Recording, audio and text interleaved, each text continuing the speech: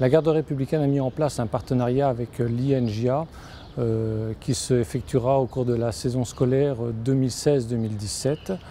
Ce partenariat sera ponctué par une série de 3 concerts à chaque fin de trimestre scolaire, mais aussi par des échanges entre l'Institut et la garde républicaine. Différents militaires vont aller à l'INJA afin de présenter l'activité missionnelle de la garde, le fonctionnement de ses formations musicales.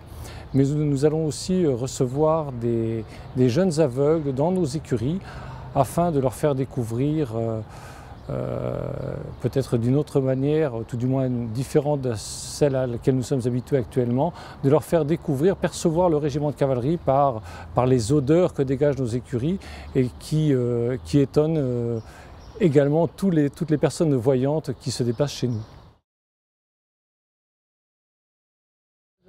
Alors, la garde républicaine s'est effectivement investie de très belle manière depuis 2014 au profit des aveugles et notamment par l'élaboration d'un coffret 6 CD où sont présentes toutes nos formations musicales, l'orchestre symphonique, l'orchestre d'harmonie, le chœur de l'armée française, la musique de la garde républicaine, la fanfare de cavalerie et les trompes de chasse. Ce CD, ces coffrets, a surtout la particularité d'être accessible à tous les publics par le dépôt de braille sur chacune des galettes, mais également par la voix de Jacques Weber qui annonce tous les titres interprétés et qui explique aussi l'historique de ces formations musicales que nous, voyants, avons la chance de pouvoir découvrir sur le livret. Je précise aussi qu'il était très intéressant de constater l'investissement de Gilbert Montagné qui a enregistré Le Père la Victoire, qui était l'un des chants les plus connus pendant la Grande Guerre. Il a repris cette chanson de façon magistrale avec, en accompagnement tout du moins, la musique de la garde républicaine.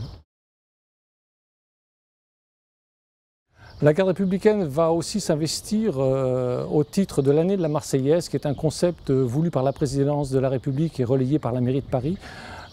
autour de différents projets autour de notre hymne national, car la garde républicaine en est véritablement la digne représentante en interprétant cet hymne sous différentes manières, que ce soit la version de Rouget de Lille ou la version de Berlioz, qui est interprétée à la fois par l'orchestre, par la musique de la garde républicaine, mais aussi par le chœur de l'armée française.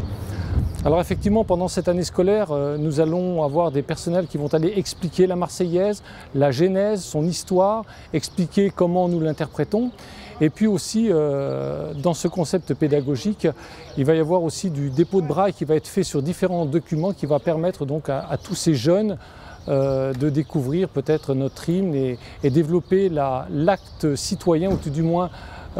c'était l'un des vœux de la directrice de l'enseignement, c'était développer cette conception de l'élève et de l'enfant citoyen dans son établissement.